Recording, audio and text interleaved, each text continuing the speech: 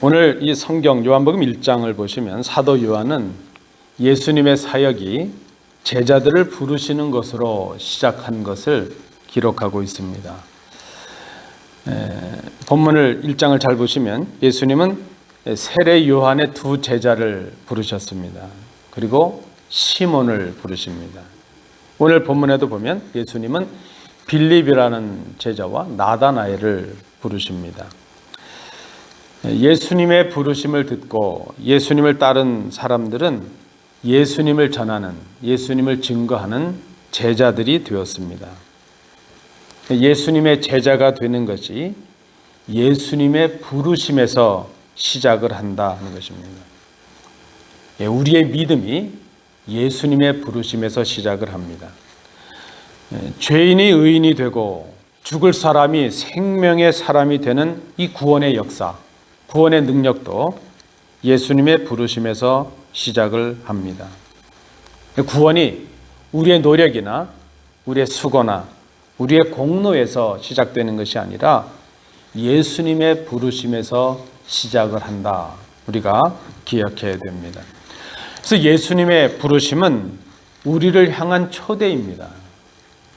구원으로의 초대죠. 영원한 생명으로의 초대죠. 기쁨과 풍성함으로의 초대라 말할 수 있습니다.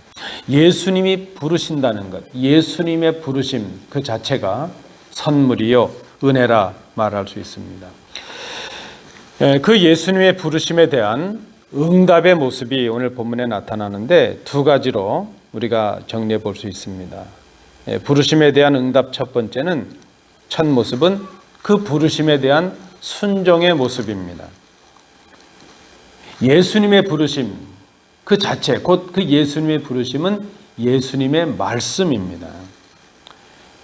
빌립을 만난 예수님이 말씀하십니다. 나를 따르라. 그 예수님의 부르심, 예수님의 말씀을 들은 이 빌립이 그 말씀에 순종을 합니다. 그리고 그 말씀대로 예수님을 따릅니다. 예수님의 부르심에 대한 이 응답은 그 말씀에 순종해서 예수님을 따르는 것, 바로 그것입니다. 예수님께서 초대하실 때에 예수님의 초대에 응하는 것, 그것이 순종입니다. 예수님의 말씀에 순종하는 것이 부르심에 대한 바른 응답이라 말할 수 있습니다. 여러분, 우리의 믿음 생활에서 귀한 봉사도 많고 귀한 것들이 많지만 말씀에 순종하는 것만큼 귀한 응답이 없습니다. 말씀에 순종하는 것만큼 귀한 믿음이 없고 성숙한 믿음이 없습니다. 부르심에 대한 응답 두 번째는 예수님의 부르심을 전하는 사람이 되는 것입니다. 부르심을 받은 사람이 부르심을 전하는 것이죠. 예수님의 부르심에 순종으로 응답한 빌립은 나다나엘이라는 사람에게 가서 예수님의 부르심을 자기가 받은 대로 전합니다. 그러므로 빌립이 전하는 것은 자신이 아닙니다. 자신이 만난 예수 그리스도를 전하고 있습니다. 45절을 보시죠. 모세가 율법책에 기록하였고 또 예언자들이 기록한 그분을 우리가 만났습니다. 그분은 요셉의 아들 나사렛 예수이십니다. 빌립이 전하는 것은 예수님입니다. 빌립 자신의 삶의 경험이나 능력이나 자신의 공로를 전하는 것이 아닙니다. 하나님께로부터 예수님께로 받았던 그 부르심, 그 말씀. 빌립이 전하는 것은 예수님이요, 예수님의 부르심이요, 예수님의 부르심의 말씀이라 말할 수 있습니다. 2024년 우리 교회의 표어는 전하여 사귀고 더불어 누림으로 기쁨이 충만한 교회입니다. 이 기쁨이 충만한 교회를 이루기 위한 우리의 첫 사명이 무엇인가? 전하는 것입니다. 전함에 있습니다. 우리가 전해야 되는 것은 예수님입니다. 예수님의 부르심을 전하는 것입니다. 세상의 방법이나 세상의 재미를 전하는 것 아닙니다. 그 예수님을 전하고 예수님의 부르심을 전하는데 곧 그것은 예수님의 말씀을 의미합니다. 그래서 예수님의 부르심에 응답하는 사람의 삶의 자리가 참으로 중요합니다. 예수님의 부르심에 순종과 전함으로 응답하는 사람이 중요하다는 것입니다. 세례 요한은 자신이 아니라 자신이 증거하는 그분이 참 선지자요 참 메시아시라는 것을 증거합니다. 그래서 요한을 따르던 제자들이 예수님을 따라가는 일이 생겼습니다. 그는 제자들과 함께 있었는데 예수님께서 지나가시는 것을 보고 그렇게 말합니다. 보아라, 하나님의 어린 양이로다. 세례 요한의 두 제자는 세례 요한이 하는 그 말을 듣고 예수님을 따르는 제자들이 되었습니다. 그리고 요한의 그 따랐던 두 제자 중에 한 명인 안드레는 자신의 형인 시몬을 찾아가서 자신이 만난 메시아, 자신을 부르셨던 예수님을 그대로 전합니다. 그래서 그 안드레는 자신의 형 시몬을 데리고 예수님께로 나옵니다.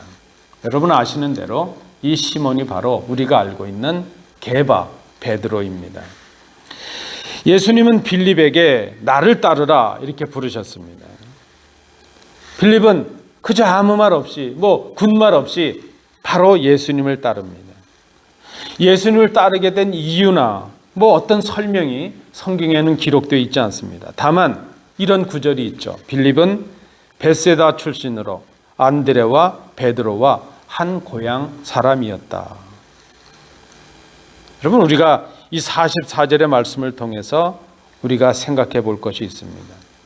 먼저 예수님의 부르심에 응답했던 이 안드레와 베드로를 통해서 그와의 사귐과 교제를 통해서 이 빌립이라는 사람이 예수님의 소식을 듣고 예수님의 부르심을 전달받았다 하는 것을 우리가 짐작할 수 있습니다.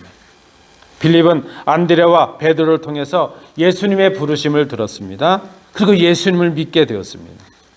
그리고 그 자리에 머무는 것이 아니라 이 빌립은 안드레와 베드로가 자신에게 예수님의 부르심을 전해 주었던 것처럼 나다나엘이라는 사람에게 가서 그대로 전합니다.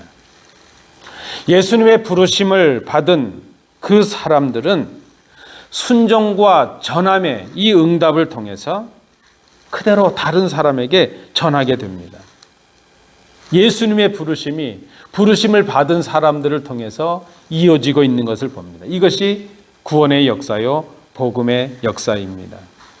세례 요한을 통해서 그의 제자들을 부르시고 안드레를 통해서 베드로를 부르시고 안드레와 베드로를 통해서 빌립을 부르시고 그리고 빌립을 통해서 나다나엘을 부르십니다. 예수님은 그 부르심을 받은 사람들을 통해서 다른 사람들을 부르십니다. 그것이 올해 우리가 생각하는 사귐입니다. 전하여 사귀는 것이 바로 그것입니다.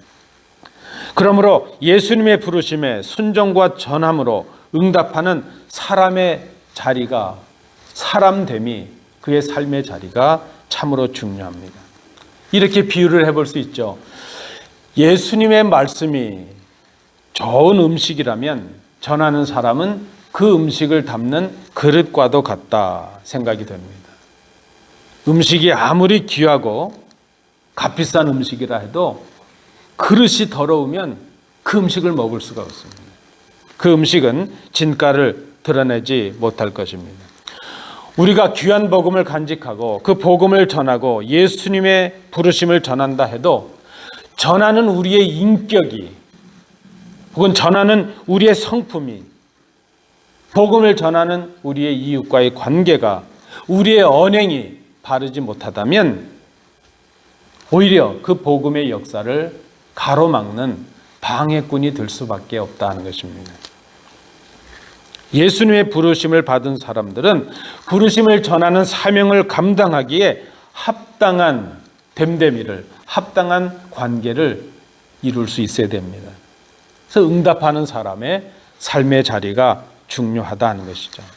그 관계는 우리가 지난주에 말씀을 나눴던 요한일서 이제 그 1장 3절의 말씀처럼 하나님과의 사귐, 그리스도와의 사귐, 이웃과의 사귐이 온전한 관계를 갖는 사람을 말합니다.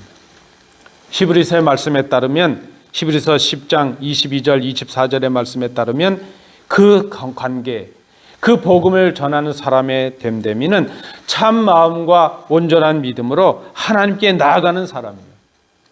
믿음을 고백하는 소망을 굳게 지키는 사람이에요. 서로 돌아보고 사랑과 선행을 격려할 수 있는 그런 삶을 살아가는 사람이라 말할 수 있습니다. 여러분, 우리가 전한다는 사명을 가졌다면 전하는 우리를 돌아보는 것이 중요하다는 것을 기억해야 됩니다. 자, 예수님은 우리를 부르시는데 오늘 본문에 보니까 서로 다른 사람들을 부르십니다. 또 부르시는 방법도 각각 다릅니다. 다른 사람들을 다른 방법으로 부르시는 것이죠. 안드레를 부르시는데 세례 요한의 신앙과 고백을 통해서 부르셨죠. 안드레는 세례 요한의 제자였습니다. 베드로를 부르시는데 그 동생 안드레를 통해서 부르셨습니다. 빌립은 안드레와 베드로를 통해서 준비하게 하시고 그를 부르셨습니다. 나다나엘을 부르시는데 그가 가진 깊은 신앙적인 고민과 그 마음의 번민을 알아주심으로 나다나엘을 불러주셨습니다. 여러분, 예수님은 사람들을 부르시는데 똑같은 사람들을 똑같은 방법으로 부르시지 않으셨다는 것을 우리가 기억해야 됩니다. 지금 오늘 이 자리에 계신 우리 성도님들, 예수님의 부르심을 우리들은 다 상황이 다르고 부르심을 받은 방법도 다르고 계기도 다릅니다. 여러분, 잘 한번 우리 옛 모습을 기억해 보시죠. 우리가 예수님의 부르심을 받았을 때 어떤 모습 속에 있었는가? 다 다르죠. 부르심의 방법도 달랐고 부르시게 된 동기도 달랐고 우리의 상황도 다 달랐다는 것입니다. 여러분, 어떻게 생각하세요? 다른 것은 잘못된 것이 아닙니다. 우리는 가끔 그렇게 말해요. 다르다고 말해야 될 때 틀리다 이렇게 말해요. 가령 아무개는 나랑 틀려 이래요. 그건 틀린 게 아니에요. 다른 거죠. 그렇죠? 예. 다른 것은 잘못된 것이 아닙니다. 그런데 우리는 나와 다르면 틀렸다고 생각을 합니다. 못 견딥니다. 나와 다른 것을. 우리와 다른 것을 견디지 못합니다. 우리가 속으로 그렇게 생각하죠. 다른 사람들도 다 나와 같아야 된다. 그렇게 생각을 한다는 것입니다. 우리 교회를 볼 때도 그래요. 교회도 모두 나와 같은 생각을 가진 사람들만 있어야 된다. 그렇게 생각을 합니다. 이런 생각을 제일 많이 하는 사람은 누굴까요? 목사입니다. 성도들이 다 목사와 같기를 원해요. 여러분, 그렇지가 않아요. 강한 사람도 있지만 연약한 분도 있고요. 성숙한 분도 있지만 아직 미숙한 분도 있어요. 어린 아이도 있지만 어른도 있습니다. 교회에 모두 나와 같은 생각을 하고 나와 똑같은 행동을 하는 사람들만 있어야 된다는 생각은 잘못된 생각입니다. 나와 다른 생각을 가진 사람은 잘못된 것이다. 이렇게 생각하는 것 잘못된 것입니다. 오늘 본문에 보니까 예수님은 사람들을 부르시는데 서로 다른 사람들을 서로 다른 방법으로 부르십니다. 마치 우리의 몸의 지체들이 이 백체가 서로 다르지만 모여서 하나를 이루고 있는 것과 같습니다. 여러분, 한번 상상해 보십시오. 만약에 우리의 몸이 다 같은 지체로만 이루어져 있다면 그것은 기형아일 것입니다. 우리 몸에 가장 귀한 게 뭐예요, 여러분? 눈인가요? 온몸이 눈으로만 돼 있다면 어떻게 될까요? 여러분, 다 다르지 않습니까? 다르기 때문에 조화를 이룹니다. 다르기 때문에 건강한 몸을 이룹니다. 여러분, 다르다는 것을 이상하게 생각하지 마십시오. 우리 예수님께서는 교회를 세우시고 그 교회에 각각 다른 사람들로 채우십니다. 그리고 각각 다른 사람들을 부르시고 그 부름받은 그 사람들에게 각각 다른 고유한 사명을 맡기십니다. 여러분, 교회에 다 같은 사명만 있으면 어떡하겠어요? 다 다른 사명을, 그러나 고유한 사명을 맡겨주신다는 것입니다. 서로 다른 사명을 통해서 조화를 이루게 하심으로 한 몸을 이루게 하십니다. 우리 몸이 그렇지요. 각각 다른 지체들을 가지고 한 몸을 이루고 있습니다. 여러분, 우리가 주님께로부터 부르심을 받았는데 각기 다른 모습으로 각기 다른 이유와 계기로 부르심을 받았습니다. 그러나 목적은 하나입니다. 목적은 한 몸을 이루는 것, 바로 그거 하나입니다. 한 몸을 이루는 것. 그렇게 부르심을 받은 우리가 한 몸을 이루게 하심으로 오늘 50절, 51절 있는 말씀처럼 우리로 하여금 더 큰 일을 보게 하십니다. 지금 우리가 누리고 있는 것 그것 말고 상상도 하지 못했던 더 큰 일을 바라보게 하십니다. 하늘이 열리고 하나님의 천사들이 인자 위에 오르락 내리락 하는 것을 보게 하실 것이다. 이 말씀은 우리로 하여금 온전한 구원에 참여하여 그 하나님의 나라를 소유한 복을 누리게 될 것이라는 것을 의미합니다. 그것이 지금 우리가 올해 추구하고자 하는 온전한 사귐이요 온전한 기쁨의 모습이라 말할 수 있습니다. 사랑하는 성도 여러분, 우리 모두는 예수님의 부르심을 따라서 오늘 이 자리에 있습니다. 내가 나온 것 같지만 부르심이 있어서 나온 것입니다. 불러주셨기에 오늘 여기에 있습니다. 그리고 각각 다른 모양으로 우리를 불러주십니다. 예수님은 우리 각자의 모양대로 우리를 불러주셨습니다. 그러나 각각 다른 우리를 부르시는 그 자리는 한 곳입니다. 오늘 본문은 그 자리가 갈릴리였다 이렇게 기록을 합니다. 43절에 보시면 다음날 예수께서 갈릴리로 떠나라고 하셨다. 그때에 빌립을 만나서 말씀하셨다. 나를 따라오너라. 그럼 오늘 본문에 보면 제자들을 부르시는 예수님의 자리는 갈릴리라고 기록을 하고 있습니다. 여러분, 갈릴리 하면 어떤 성경에 가지고 있는 이런 내면적인 의미가 있는 곳입니다. 갈릴리는 이스라엘에 속한 땅이었지만 이방의 땅으로 불리는 땅이었습니다. 이스라엘에서 가장 북쪽에 있는 땅이었습니다. 그래서 외세 침입이 많았습니다. 그렇게 다른 나라로부터 침입을 받을 때마다 그들의 피가 섞이게 되어서 순수한 혈통을 더럽혔다는 이유로 조롱을 받았던 땅이 바로 갈릴리였습니다. 그것은 또 문화와 교역이 많아서 이방 문화의 잦은 유입으로 인해서 신앙적으로도 경멸을 받았던 곳이었습니다. 이스라엘에 속한 땅이었지만 이스라엘로 취급되지 않았던 것이 바로 갈릴리였습니다.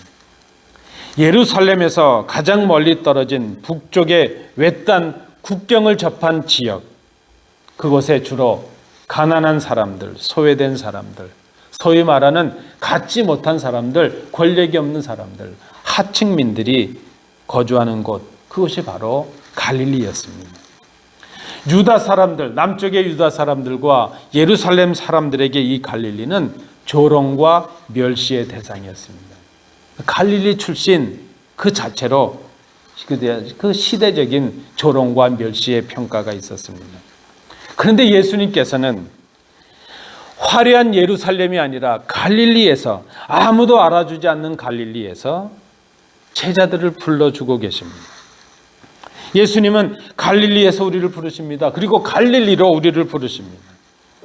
여러분, 이 갈릴리의 의미가 무엇입니까? 우리가 예수님의 부르심을 받는 그 자리는 갈릴리, 높은 자리가 아니라는 것입니다. 낮은 자리입니다. 여러분, 예수님을 믿고 따라가는 자리는 높아지는 자리가 아닙니다. 대접을 받는 자리가 아니라 낮아지는 자리요, 섬김의 자리입니다. 희생의 자리입니다. 자기를 드러내는 자리가 아니라 자기를 부인해야 하는 자리입니다. 예수님께서 부르시는 그 자리는 자기를 부인하는 십자가의 자리요, 다른 사람을 위해서 섬기고 희생해야 되는 그런 자리입니다. 예수님께서 나다나엘이 자기에게 오는 것을 보셨습니다. 그리고 그를 가리켜서 이렇게 말씀하십니다. 참 이스라엘 사람이라 그 속에 간사한 것이 없다. 깜짝 놀란 나다나엘이 예수님께 질문합니다. 라비여, 선생님이여, 어떻게 나를 아십니까? 그때 예수님께서 말씀하십니다. 48절입니다. 빌립이 너를 부르기 전에 내가 무화과 나무 아래에 있는 것을 내가 보았다. 여러분, 이 무화과 나무 아래라고 하는 것은 유대인들에게 익숙한 표현입니다. 말씀을 묵상하는 자리요, 하나님께 기도하는 자리를 의미합니다. 당시의 로마의 폭정과 종교의 부패 속에서 갈릴리에 건다는 이유로 조롱과 멸시를 받는 그 자리에서 나다나엘은 진리를 대망하고 메시아를 대망하면서 고민했고 고뇌했고 몸부림쳤습니다. 그 은밀했던 하나님 앞에 자신을 세우던 그 고난의 자리, 낮아진 자리, 그 나다나엘을 예수님께서 보고 계셨습니다. 그리고 그를 부르십니다. 나다나엘에게 바로 그 자리가 갈릴리였다는 것입니다. 말씀드린 대로 여러분, 갈릴리는 낮아지는 것입니다. 때로 갈릴리는 조롱을 받기도 하고 무시를 받기도 하는 곳입니다. 때로 갈릴리는 우리 인생의 여정 속에서 실패하는 자리이기도 하고 절망하는 자리이기도 합니다. 때로는 깊은 질병으로 고통하는 자리일 수도 있고, 궁핍하고 소외되고 외면받는 자리일 수도 있습니다. 전혀 원하지 않았지만 억울함을 당하고 잠을 이루지 못하는 깊은 고민에 빠진 그런 자리일 수도 있습니다. 그런데 아무도 알아주지 않는 그 자리, 그 갈릴리에서 예수님께서 우리를 불러주십니다. 아니, 우리를 부르시기 위해서 예수님께서 먼저 화려한 예루살렘이 아니라 그 낮고 천한 갈릴리에 먼저 가 계십니다. 우리가 부르심을 받은 자리가 갈릴리요, 이제 우리가 부르심의 사명을 감당하여 그 부르심을 전해야 될 자리가 바로 갈릴리라는 것입니다. 여러분, 요즘 교회가 왜 문제일까요? 교회가 예루살렘에만 있으려고 하기 때문에 문제입니다. 교회가 정말 쳐야 될 곳은 조롱받고 무시받고 가난하고 힘없는 사람들입니다. 그러나 그 길이 진정 예수님을 따르는 길이요, 예수님께서 약속해 주신 더 큰 일을 볼 수 있는 복된 길이라는 것을 우리가 기억해야 될 것입니다. 예수님께서 우리를 부르십니다. 예수님께서 우리를 부르심은 우리에게 영원한 생명과 기쁨을 주시기 위함입니다. 그 부르심에 대한 응답은 말씀을 순종하는 것입니다. 그리고 그 말씀을 전하는 것입니다. 그래서 전하는 우리의 삶의 자리를 돌아볼 수 있어야 됩니다. 예수님을 전하기에 합당한 우리의 인격과 언행과 사귐의 관계를 이룰 수 있어야 됩니다. 말씀드린 대로 우리의 삶이 정결하지 못하고 전하는 복음은 오히려 우리로 하여금 복음의 방해꾼이 되게 하기 때문입니다. 예수님의 부르심을 받은 우리는 각각 주신 사명을 통해서 한 몸을 이루라는 주님의 요청을 받고 있습니다. 우리 서로 다른 성도들, 다른 이웃들을 바라볼 수 있어야 됩니다. 여러분, 다른 것이 은혜입니다. 다른 것이 잘못된 것이 아니라 다른 것이 한 몸을 이루기 위한 조건이라는 것입니다. 오늘 예수님은 갈릴리에서 우리를 불러주십니다. 우리의 눈물의 자리요, 고통의 자리가 바로 갈릴리입니다. 아무도 우리를 알아주지 않는 그 외로운 자리, 그곳이 갈릴리입니다. 그런데 그곳에 이미 예수님께서 계십니다. 그리고 우리를 불러주십니다. 그 갈릴리, 그곳은 섬김과 희생으로 예수님을 따르는 자리입니다. 여러분, 기억하십시오. 예수님을 따르는 우리에게 장차 더 큰 일을 볼 것이라는 약속을 주십니다. 부르심에 응답하시는 복된 성도들 되시기를 축복합니다. 기도하겠습니다.